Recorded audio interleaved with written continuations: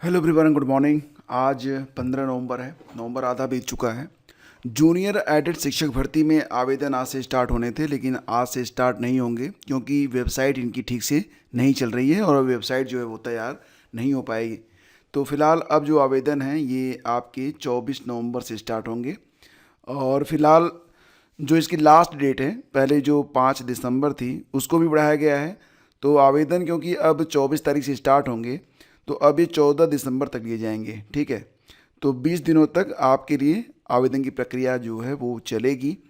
आपको बता दें कि अशासकीय सहायता प्राप्त यानी कि एडेड जूनियर हाई स्कूल की भर्ती है। इसकी परीक्षा 2021 में हो चुकी है। 2 बार रिजल्ट आया था और दूसरी बार जो रिजल्ट आया उसमें जो लोग फ़िलहाल सफल घोषित किए गए हैं वे अभ्यर्थी इसमें आवेदन कर सकते हैं। तो फिलहाल ये जो पूरी प्रक्रिया है केवल नियुक्ति की प्रक्रिया है, क्योंकि परीक्षा और परिणाम जारी किए जा चुके हैं और अब बस आपके लिए यहाँ पर टॉप टू बॉटम मेरिट बनाई जानी है, जिसके लिए आवेदन लिए जाने थे 15 नवंबर से। लेकिन पोर्टल में फ़िलहाल अभी पोर्टल तैयार नहीं हो पाया है, जिसकी वजह से ये डेट जो है पोस्टपोन की गई है। अब 24 तारीख से 24 नवंबर से आप लोग आवेदन कर पाएंगे। ठीक है, जब विज्ञप्ति आई थी तो उसमें पदों की संख्या 394 प्रधानाध्यापक के लिए ये पद थे और 1894 पद जो थे वो सहायक अध्यापक के लिए थे। लेकिन पदों की संख्या अब काफ़ी कम हो गई है। यहाँ पर लगभग 100 पद प्रधानाध्यापक ही चले गए और अब यहाँ पर जो 1894 पद थे इसमें भी लगभग 1500 के आसपास ही पद बचे हुए हैं। तो मिला जुला के मेरिट जो पहले जा रही थी थोड़ी सी अब और हाई जाने वाली है, क्योंकि नंबर ऑफ़ सीट्स यहाँ पर कम हो गई है। तो इस प्रकार से देखा जाए तो कुल अब यहाँ पर सहायक अध्यापक के लिए 1262 पद ही बचे हुए हैं। सॉरी, मैंने आपसे 1500 कहा, उससे भी कम है। 1262 पद बचे हुए हैं और इन पर जो प्रक्रिया है वो अब पूरी की जाएगी। ठीक है, देखो दोस्तों, LT ग्रेड के लिए तो मैं आपको बता ही चुका हूँ कि आपकी परीक्षा बिल्कुल तय समय पर हो रही है। जो लोग पेड ग्रुप ज्वाइन करना चाहते हैं वो लोग डिस्क्रिप्शन चेक कर लेंगे, तो वहाँ पर आपको पेड ग्रुप का ऑप्शन मिल जाएगा। आपको बता दें यहीं पर कि कुल मिला के 399 रुपये आपकी फ़ीस है। इसमें आपको डेली का टारगेट मिलता है और करंट और GS के सारे नोट्स आपको दिए गए हैं। साथ ही साथ यूट्यूब पर जितने भी लेक्चर होते हैं उनकी PDF भी आपको प्रोवाइड करवाई जाती है। अगर आपको GS में कोई दिक्कत आ रही है, LT में, GSE में, GDC में, देन यू कैन ज्वाइन। ठीक है, कोई दिक्कत आपको नहीं होगी। यहाँ पर सारी चीज़ें एक साथ आपको दी जाती हैं और ग्रुप अगर आप ज्वाइन करते हैं तो फिर आपको इधर उधर भटकना नहीं पड़ेगा। देखो दोस्तों, एक बात और भी है कि आंगनवाड़ी भर्ती के लिए फ़िलहाल अब बहुत सारे जिलों से आंगनवाड़ी कार्यकर्त्री और सहायिका दोनों की वैकेंसी आ चुकी है, जो कि आप यहाँ पर देख पा रहे हैं। तो ये जो वैकेंसीज आई हैं, हालांकि मैं आपको पहले भी बता चुका हूँ, अभी अगर देखा जाए तो वर्कर के लिए यानी कि आंगनवाड़ी कार्यकर्त्री के लिए जो वैकेंसी आई है किन किन जनपदों से आ चुकी है आइए बता देता हूँ आपको। हापुड़ से विज्ञापन जारी किया गया है 4 नवंबर को ही, 20 नवंबर लास्ट डेट है। इसके अलावा अमरोहा से विज्ञप्ति जारी हुई थी 5 नवंबर को, 25 नवंबर तक फॉर्म भरे जाएंगे। ललितपुर से विज्ञप्ति जारी हुई थी 6 नवंबर को, 27 नवंबर तक फॉर्म भरे जाएंगे। प्रतापगढ़ से 6 नवंबर को, 28 नवंबर लास्ट डेट है। सिद्धार्थनगर से विज्ञापन आया 6 नवंबर को, 24 नवंबर लास्ट डेट है। औरैया से विज्ञापन आया 7 नवंबर को, 27 नवंबर लास्ट डेट है। गोंडा से विज्ञापन जारी हुआ है 8 नवंबर को, 28 नवंबर लास्ट डेट है। देवरिया से विज्ञापन जारी हुआ था 10 नवंबर को, 30 नवंबर लास्ट डेट है। बागपत से 10 नवंबर को, 30 नवंबर लास्ट डेट है। सीतापुर से भी विज्ञप्ति जारी की गई है, तो 10 नवंबर को विज्ञप्ति जारी हुई थी, 1 दिसंबर लास्ट डेट है। लखीमपुर खीरी से विज्ञप्ति जारी हुई 10 नवंबर को, 1 दिसंबर लास्ट डेट है। गाजियाबाद से कुल मिला के 11 नवंबर को विज्ञप्ति जारी हुई, 2 दिसंबर लास्ट डेट है। महोबा से 11 नवंबर को, 2 नवंबर लास्ट डेट है। गौतम बुद्ध नगर से, इसके अलावा आप देख सकते हैं अम्बेडकर नगर से, चंदौली से, बलरामपुर से, संभल से, ये इतने ज़िले हैं जहां से विज्ञप्ति जारी कर दी गई है। और ये विज्ञप्ति आपको कहां पर मिलेगी, तो फिलहाल इसका डायरेक्ट लिंक आपको टेलीग्राम चैनल स्टडी विद ज्ञान प्रकाश पर मिल जाएगा। आप जो स्टडी विद ज्ञान प्रकाश टेलीग्राम चैनल ओपन करेंगे तो आपको लिंक मिलेगा। उस लिंक पर आपको थोड़ा सा ब्राउज करना पड़ेगा। ये वेबसाइट इस प्रकार से ओपन होगी, थोड़ा सा आप नीचे आएंगे तो इसके बाद आपको लेटेस्ट वैकेंसी में सब कुछ दिखाई देगा। हेल्पर की बात करें तो किन किन जिलों से विज्ञप्ति जारी हुई है, तो देखो यहाँ पर ललितपुर, शामली, सीतापुर, लखीमपुर खीरी, प्रतापगढ़, देवरिया, गाजियाबाद, बस्ती, बिजनौर, औरैया, एटा, बागपत, गौतम बुद्ध नगर, हापुड़, महोबा, अंबेडकर नगर, अलीगढ़, पीलीभीत, चंदौली, गोंडा, गोरखपुर, झांसी, भदोही, आजमगढ़ से भी आ चुकी है। आजमगढ़, मेरठ, वाराणसी, सोनभद्र, महाराजगंज, रामपुर, आगरा, फर्रुखाबाद, संभल, मिर्ज़ापुर। तो ये इतने ज़िले हैं जहाँ से सहायिका के लिए विज्ञप्ति जो है वो जारी कर दी गई है।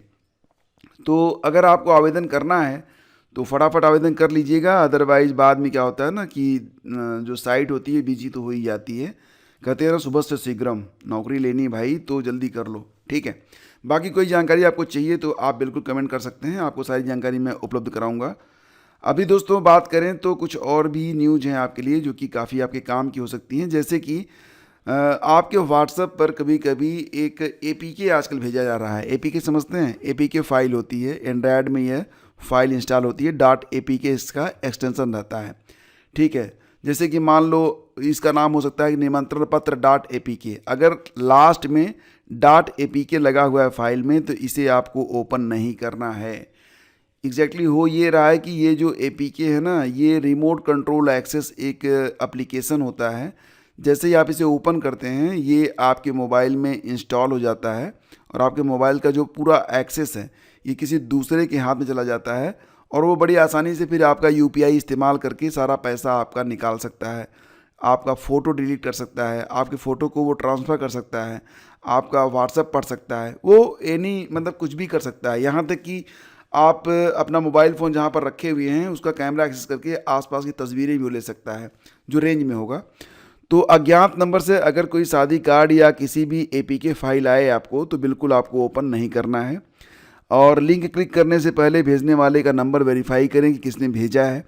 .apk तो बिल्कुल भी आप ओपन ना करें, कोई भी मतलब किसी ने भी भेजा हो।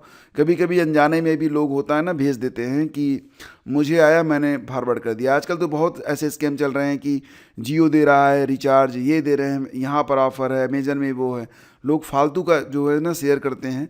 ये सारी चीज़ें बहुत ही डेंजरस होती हैं उनके लिए भी जो शेयर करते हैं और जिनके पास ये पहुंचता है, क्योंकि अभी भी बहुत सारे लोग नहीं समझ पाते कि कौन सा लिंक ओपन करें, कौन सा लिंक ओपन ना करें। कभी कभी तो ज़रूरी चीज़ें इसी डर में लोग ओपन नहीं करते हैं, या कभी कभी अति विश्वास में लोग ऐसी चीज़ों को ओपन कर लेते हैं कि उनकी मतलब जीवन भर की कमाई चली जाती है। फ़ोन में अनसोर्स मतलब कि अननोन सोर्स से ऐप इंस्टॉल होने की अनुमति बंद रखें। मतलब ऐसा ना हो कि प्ले स्टोर के अलावा कहीं और से भी आप जो है ऐप इंस्टॉल कर रहे हैं। बैंकिंग और UPI ऐप में हमेशा पिन, बायोमेट्रिक और डिवाइस लॉक अलग रखें, ये ज़रूरी होता है, ठीक है।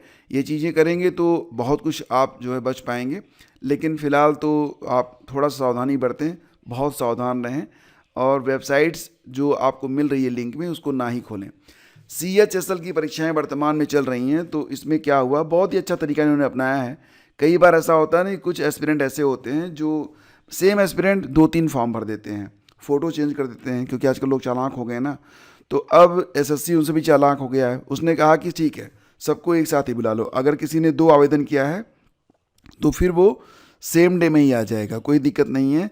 अगर 2 किया होगा तो एक ही पद पर वो पहुँच पाएगा। तो मतलब ये तरीका ये है कि जितने भी लोग संदिग्ध पाए गए हैं सबको एक साथ बुला लिया गया है, तो निगरानी भी अच्छे से हो जाएगी। और अगर किसी ने 2 आवेदन किया है तो एक ही दिन परीक्षा होगी, तो भैया दोनों फॉर्म पर वो कैसे आ पाएंगे, ठीक है। तो ये व्यवस्था फ़िलहाल कर दी गई है CHSL में SSC के द्वारा। और कंपनियों को अब 3 साल बाद हटाना होगा निष्क्रिय यूज़र डाटा। मान लेते हैं आपके पास कोई ईमेल आईडी है, 3 साल से आपने उसे यूज़ नहीं किया है, तो उसमें लॉगिन करते रहिए, अदरवाइज वो जो ईमेल आईडी है डिलीट हो जाएगी। बहुत सारे लोग बना के ईमेल आईडी अभी यूज़ नहीं करते हैं। आपके फ़ोन में लॉगिन है कोई दिक्कत नहीं है, लेकिन बना के आपने कहीं पर रखा हुआ है, कोई सेंसिटिव डेटा आपका उस पर पड़ा हुआ है, तो उसको आप यूज़ करते रहिए, अदरवाइज वो डिलीट हो जाएगा, ठीक है। अब ये आ गया है यहाँ पर एक नया रूल। और देखो बाराबंकी से भी यहाँ पर जो विज्ञप्ति जारी हुई है, तो ये विज्ञप्ति वही है आंगनवाड़ी वाली ही। तो यहाँ पर पदों की संख्या दी गई है, एग्जैक्टली जो मैंने आपको अभी वेबसाइट दिखाई है उस पर ये सारी चीज़ें आपको दिखाई देंगी। तो बाराबंकी में जैसे कि आंगनवाड़ी केंद्रों पर सहायिकाओं के रिक्त पदों पर जो विवरण है वो दिया गया है कि जो ग्रामीण शहरी परियोजनाओं का नाम है, बनी, कोटर, बंकी, बाराबंकी सिटी, दरियाबाद, देवा, कहाँ पर कितनी सीटें हैं वो जानकारी यहाँ पर उपलब्ध करवाई गई है। अब देखो दोस्तों, यहाँ पर जो सहायिकाएँ मतलब जो सहायिका का पद है उस पर कैसे आप आवेदन करेंगे, पात्रता क्या है। तो सभी पद जो हैं आंगनवाड़ी के सभी पदों पर केवल महिलाएं ही आवेदन कर सकती हैं। शैक्षिक योग्यता दोस्तों यहाँ पर इंटरमीडिएट या उसके समकक्ष होनी चाहिए, ठीक है। अधिकतम शैक्षिक योग्यता जो है परास्नातक पीजी होना चाहिए। तो पीजी के आधार पर मेरिट जो है वो तैयार की जाती है। आयु सीमा 18 साल से लेकर 35 साल के बीच में होनी चाहिए। आयु सीमा जो है गणना की जाएगी 1 जुलाई 2025 से। आयु के संबंध में जो हाई स्कूल का प्रमाण पत्र है उसमें जो जन्मतिथि दर्ज है वही मान्य रहेगी। एक आंगनवाड़ी केंद्र पर एक ही परिवार की 2 महिलाओं की नियुक्ति आंगनवाड़ी कार्यकर्त्री और सहायिका के पद पर नहीं की जाएगी। और एक से अधिक केंद्र या पदों पर आवेदिका द्वारा दिए गए आवेदन जो हैं वो मान्य होंगे। तो मतलब ऐसा नहीं है, उसी ग्राम सभा, वार्ड, शहरी क्षेत्रों की निवासी गरीबी रेखा से नीचे जीवन यापन करने वाली परिवार की विधवा महिला या विधवा पात्र महिला न मिलने पर गरीबी रेखा के नीचे जीवन यापन करने वाले परिवार की विधिक तलाकशुदा या परित्यक्ता महिला को वरीयता दी जाएगी। तो मतलब एक तरीके से प्रयास ये किया जा रहा है कि जो लोग बिल्कुल असहाय हैं उनको इन पदों पर जो है रखा जाए, ताकि उनका जो जीवन यापन है वो अच्छे तरीके से चल सके। बाकी जो आय, निवास, जाति प्रमाण पत्र वगैरह है तो इसके बारे में कह रहे हैं कि तहसील से ऑनलाइन डिजिटल हस्ताक्षर से निर्गत निवास व जाति प्रमाण पत्र ही मान्य होंगे। बाकी जो ये नोटिफिकेशन है मैं आपको भेज दूंगा टेलीग्राम पर, तो जाकर आप अच्छे से पढ़ लीजिएगा, उसके बाद आवेदन करिएगा। ये 12 वाला हो गया। इसके बाद एक नोटिफिकेशन यहाँ पर और भी जारी किया गया बहराइच से। तो बहराइच से भी विज्ञप्ति जारी की गई है, आप देख पा रहे होंगे यहाँ पर। तो रिक्त पदों का वार्डवार, परियोजनावार विवरण यहाँ पर दिया गया है। बाकी वही एलिजिबिलिटी जो है कि केवल महिलाएं हैं यहाँ पर आवेदन की पात्र होंगी। और आंगनवाड़ी कार्यकर्त्री के लिए न्यूनतम शैक्षिक योग्यता जो है इंटरमीडिएट होना चाहिए या उसके समकक्ष। और आवेदिका को रिक्त पद के वार्ड या ग्राम पंचायत की अस्थायी निवासी होना कंपलसरी है। उम्र सीमा वही है 18 से लेकर 35 साल। बाकी आप यहाँ पर अच्छे से पढ़ लीजिएगा, उसके बाद आवेदन कीजिएगा। यहाँ पर आप देख सकते हैं जिला कार्यक्रम अधिकारी बहराइच निहारिका विश्वकर्मा, तो ये विज्ञप्ति प्रकाशित की गई है। दोनों विज्ञप्तियाँ मैं आपको टेलीग्राम पर दे रहा हूँ, जाकर आप देख सकते हैं। चेयरमैन भी बन सकेंगे लेखपाल, तो नई नियमावली बन चुकी है लेखपाल की। तो अब ये हो रहा है कि जो रिक्त पद होंगे उसमें 2% पद जो होंगे वो चेयरमैन से भरे जाएंगे। चेयरमैन आपने देखा होगा ना, वहाँ पर लेखपाल के साथ एक लोग रहते हैं। जब मतलब वो ज़मीन की पैमाइश करने पहुँचते हैं तो साथ में एक लोग रहते हैं ना, तो वो जो चेयरमैन होते हैं, जो चैन खींचते हैं, ठीक है। तो अगर वो योग्य हैं तो उनकी भी नियुक्ति लेखपाल के पद तक की जाएगी। शर्त ये है कि मतलब वो चेयरमैन के पद पर ही उनकी नियुक्ति हुई हो, 6 साल की सेवा वो पूरी कर चुके हैं, इंटरमीडिएट अगर पास हैं तो फिर विचार किया जाएगा कि इनको जो है लेखपाल बना दिया जाए। अनिल कुमार बने प्रयागराज के नए बीएस से, ये खबर मिल रही है। और फिर स्थगित हो सकती है टीजीटी की परीक्षा। तो दोस्तों टीजीटी की परीक्षा मैंने बहुत पहले ही आपको बता दिया था कि वर्तमान परिस्थितियों में तो बिल्कुल नहीं हो सकती है। मैंने आप लोगों को ये अपडेट सितंबर में ही दे दी थी कि मुश्किल है। अक्टूबर में मैंने आपको श्योर कर दिया था कि क्या कारण हो सकती है, क्योंकि अक्टूबर में क्लियर हो गया था कि 21 दिसंबर को आपकी एलटी ग्रेड की परीक्षा है। तो फिर 18 और 19 को टीजीटी तो नामुमकिन था। खैर अब परिस्थितियाँ और भी बदल चुकी हैं। अब अभी अध्यक्ष आए नहीं हैं और भी बहुत सारी चीज़ें हैं। तो ये मान चलो कि अभी जो है ना तो आपकी टीईटी की परीक्षा हो पाएगी, यूपी टीईटी की परीक्षा ना तो हो पाएगी, और ना ही आपकी अभी यूपी टीजीटी की परीक्षा ये करवा पाएंगे, ठीक है। तो यही अपडेट आज के अखबारों में भी है। एलटी ग्रेड पेड ग्रुप से जुड़ने के लिए आप लोग चाहें तो हमें मैसेज भी कर सकते हैं। हमारा व्हाट्सअप नंबर है 94522522 2 बार है 60। इस पर आप व्हाट्सअप कीजिएगा, लिख दीजिएगा यहाँ पर हेल्प एलटी, या फिर जो भी आपका एग्ज़ाम है आपको मैं जानकारी शेयर कर दूंगा, ठीक है। QR कोड वगैरह आपको यहाँ पर मिल जाएगा, आप पेमेंट करके ग्रुप ज्वाइन कर सकते हैं। धन्यवाद आपका।